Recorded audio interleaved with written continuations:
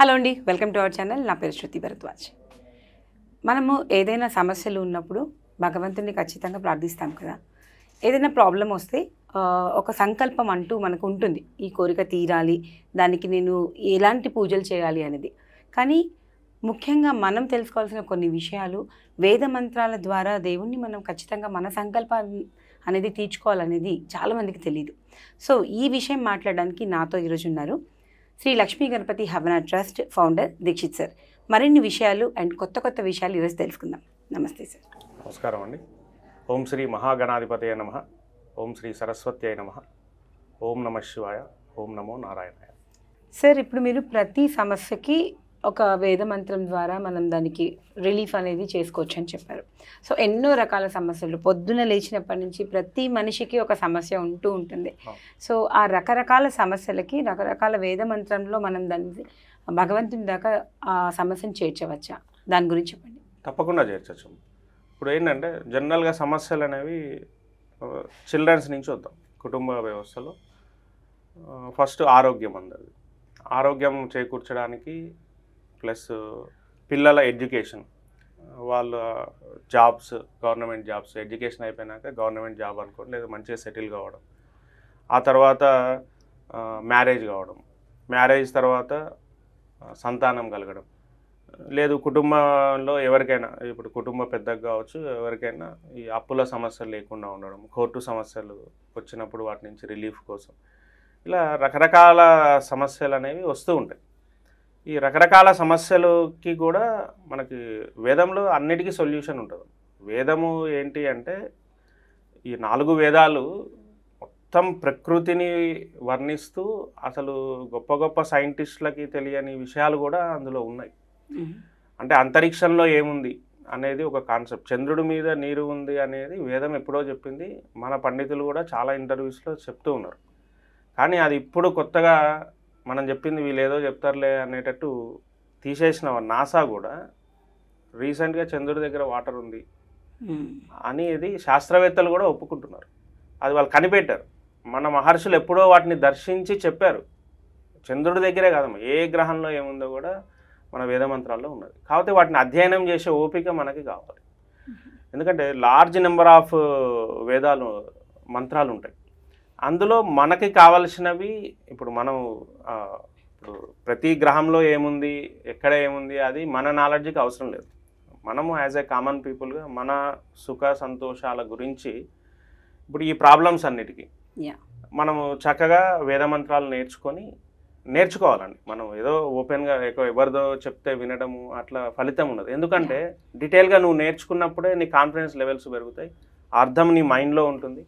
ఆ అర్థంని నువ్వు మైండ్లోకి తీసుకొని లోపల మననం చేసుకుంటూ ఉంటే, అంటే ప్రతి క్షణం, అంటే నీకు ఫ్రీ ఉన్నప్పుడు, అలా నువ్వు ఫ్రెష్ అప్ అయినప్పుడు, లేదు బిజినెస్ చేస్తున్నప్పుడు, చదువుకుంటున్నప్పుడు, ఇలా ఆ అర్థం అనేది నీ మైండ్లో ఉంటే నీ సంకల్పానికి బలం పెరుగుతుంది. దాంతో ఆటోమేటిక్గా నేచర్ నీకు కావాల్సినటువంటి థింగ్స్ నీ విజయానికి మార్గాన్ని సుగమం చేస్తుందండి. అందుకని ప్రతి సమస్యకి వేదమంత్రం ఉంది. కాకపోతే అది మనం నేర్చుకునే వాళ్ళు నేర్చుకున్న తర్వాత మననం చేయాలి. అంతేగాని నాకు ప్రాబ్లం వచ్చింది, మా ఇంట్లో ఎవరో మా అమ్మగారు చదువుతారు, మా నాన్నగారు చదువుతారు అంటే ఓకే, అది కూడా ఓకే. బట్ ఎవరికి ప్రాబ్లం ఉందో వాళ్ళు నేర్చుకొని చదివితే ఫలితం అనేది 100% ఉంటుందండి. ఎన్నో రకాల సమస్యలు ఉంటాయండి. చాలా వరకు అసలు రెగ్యులర్గా వినేది మనకి ఆరోగ్య, వివాహ, సంతాన, కాంపిటేటివ్ ఎగ్జామ్స్కి ప్రిపేర్ అయ్యే వాళ్ళు, గవర్నమెంట్ జాబు, బిజినెస్, ఇలా ఒక్కొక్క దానికి ఒక్కొక్క మంత్రం ఉంటుందా? ఇంకొక విషయం ఏంటంటే చాలామంది సిద్ధాంతులు చెప్పేది ఒక మంత్రం ఉంటుంది, గణపతి మంత్రం. 21 సార్లు చదవండి, 9 సార్లు చదవండి, 108 సార్లు చదవండి, 28 సార్లు చదవండి. సో ఇప్పుడు మీరు చెప్పే మంత్రాలు అది ఎప్పుడైనా ఎన్నిసార్లు అయినా చదవచ్చా? ఎస్ అండి. ఇప్పుడు ఇవి వేద మంత్రాలండి. ఇప్పుడు వేదమంత్రము చెప్పాను కదా ఇందాకనే, మనకి మంచి సెంటెన్సెస్ ఉంటాయి, దానికి అర్థం ఉంటుంది. అంటే ఈ ప్రాబ్లం నుంచి నేను బయటపడడానికి ఏంటి సొల్యూషన్ అనేది ఆ మంత్రంలో ఉంటుంది. అది నేర్చుకుంటే మనకు అర్థం తెలుస్తుంది. కాబట్టి దాన్ని మనం నిరంతరం మననం చేసుకోవాలి. మననం ఇన్ ద సెన్స్ మన మైండ్లో అది ఉండిపోవాలి. ఉండిపోయినప్పుడు ఆటోమేటిక్గా ఇంకా నెంబర్ అవసరం లేదండి. నువ్వు 1000 సార్లు చదువుతావా, 1,00,000 సార్లు చదువుతావా, నీ టార్గెట్ రీచ్ అయ్యే వరకు నువ్వు అనుకుంటూనే ఉంటావు. ఓకే. కాబట్టి నెంబర్ అవసరం లేదు.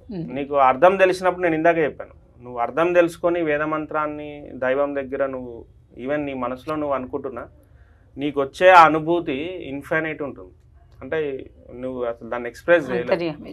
కాబట్టి నీకు మీకు కావాల్సిన టార్గెట్కి వేసి కూడా అలా కనిపిస్తూ ఉంటాయి 100%. అందుకే మంత్ర బలం అంటారు. అది ఊరికే అన్నారు, ఎవరినో మభ్య పెట్టాలని మంత్రం చెప్పాల్సిన అవసరం లేదు. ఎందుకంటే అది స్వయంగా పరమాత్మ మనకందరికీ ఒక రకంగా ప్రామిస్ చేసినట్టే. వేద మంత్రాలన్నీ ఆయన ఇచ్చున్నాడు, సృష్టి రహస్యాలన్నీ ఇచ్చున్నాడు అని. మనం నేర్చుకోవాలి, మనం నేర్చుకోవట్లేదు అంతే. మనం నేర్చుకుంటే ఆ నాలెడ్జ్ని మనం యూజ్ చేసుకోవచ్చు. యూజ్ చేసుకొని వాటితోటి మీరు ధర్మబద్ధంగా సుఖంగా ఉండమని ఆయన చెప్తున్నాడు. కానీ మనం చేయట్లేదు. చేయకపోగా ఇంకా భయం, వీళ్ళు చదవచ్చేమో వాళ్ళు చదవకూడదేమో, అమ్మో ఇట్లా చదవచ్చు అట్లా చదవచ్చు. కాబట్టి ఆ వేద మంత్రాలకు ఇచ్చే రెస్పెక్ట్ ఇవ్వాలి. రెస్పెక్ట్ ఇస్తూ మినిమం శుచి శుభ్రత పాటిస్తూ మనం వేద మంత్రాన్ని అధ్యయనం చేయాలి. అధ్యయనం చేసింది నిరంతరం చదువుకోవచ్చు. ఈ నెంబర్ ఆ నెంబర్ అని అవసరం లేదు. ఇంకొకటి స్టూడెంట్స్ పిల్లలకి ఇప్పుడు ఎగ్జామ్స్ ఉన్నాయండి. ఇప్పుడు వాళ్ళు చదవాలి అనుకోండి, పేరెంట్స్ చదవాలా, పిల్లలకే మనం అది నేర్పించాలా?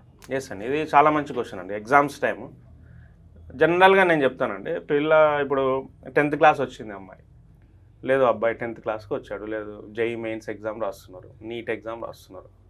అప్పటి వరకు 6th class 7th class annual exam అప్పుడు గుడికి వెళ్ళి హడావిడి ఎవరు చేయరు ఇంట్లో జనరల్గా. అదే 10th క్లాస్ రాగానే, లేదు నీట్ ఎగ్జామ్ ఉంది, జేఈ మెయిన్స్ రాగానే ఇంకా అప్పుడు సరస్వతి టెంపుల్కి పరిగెత్తడం, లేదంటే బాసర వెళ్ళడం, ఇవి చేస్తూ ఉంటారు. అట్లా కాకుండా పిల్లలకి చిన్నప్పటి నుంచే స్కూల్లో చేర్పించినప్పటి నుంచే ఆ సరస్వతి మంత్రము నేర్పివ్వాలి. సరస్వతి మంత్రం ఏంటంటే ప్రణోదేవి అనేది ఒక మంత్రం ఉంది. అది కూడా నేను ఓపెన్గా చదవట్లేదు, ఎందుకంటే చదవకూడదండి. నేను చదివితే దాన్ని విని నేర్చుకుందామని అది కాదు. క్షుణ్ణంగా లైన్ టు వర్డ్ మళ్ళీ మనం నోట్ చేసుకొని, అంటే ఒక క్లాస్ లాగానే ఉండాలి అది. నేను అందుకే లక్ష్మీ గణపతి హవన్ ట్రస్ట్ నుంచి మీకు కావాల్సిన, మీ కోరికలు నెరవేరడానికి కావాల్సిన వేద మంత్రాలు నేను నేర్పిస్తూ అంటున్నాను. జస్ట్ లైక్ మీరు ఒక క్లాస్లో కూర్చుంటే టీచర్ చెప్పేటప్పుడు ఎలా నేర్చుకుంటారో అంత పర్ఫెక్ట్గా నేను నేర్పిస్తాను, మీకు నోట్స్ ఇస్తాను. అలా నేర్చుకొని మీరు మననం చేసుకోండి, చదువుకోండి. ఆ తర్వాత మీరు పైకి చదువుతారా, మీ లోపల మీరు మననం చేసుకుంటారా, అది మీ ఇష్టం. దాని నుంచి వచ్చే ఫలితం ఎలా ఉంటుందో మీకే తెలుస్తుంది. సో ఇప్పుడు ప్రణోదేవి సరస్వతి అనే మంత్రం ఉంది. ఆ మంత్రం ఏం చెప్తుంది అంటే, సరస్వతి అనేది ఒక శబ్ద ప్రవాహాన్ని సూచించేటువంటి శక్తి పేరు అండి. ఆ మంత్రంలోనే ఆమెను దేవి అన్నారు. అంటే ఆమె మనకు స్త్రీ మూర్తి అనేది ఒకటి, దేవి అంటే అలా తీసుకుంటాం. అందుకే మన ఋషులు ఆ మంత్రాలన్నీ అధ్యయనం చేసి సరస్వతి రూపాన్ని అలా ఇచ్చారు. ఆమె చేతిలో వీణ ఒకటి సింబాలిక్గా ఇచ్చారు. ఎందుకు అంటే ఆమె శబ్ద శక్తికి ప్రతిరూపం.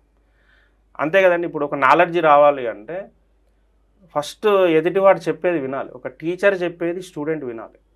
ఆ శక్తి కరెక్ట్గా వీని మైండ్లోకి కనుక వెళ్తే, టీచర్ ఏదైతే నాలెడ్జ్ ఇస్తున్నాడో క్లాస్లో అది మైండ్లోకి స్టూడెంట్కి కరెక్ట్గా వెళ్ళినప్పుడు ఆ సబ్జెక్ట్ మీద ఇంట్రెస్ట్ పెరుగుతుంది. ఆ సబ్జెక్ట్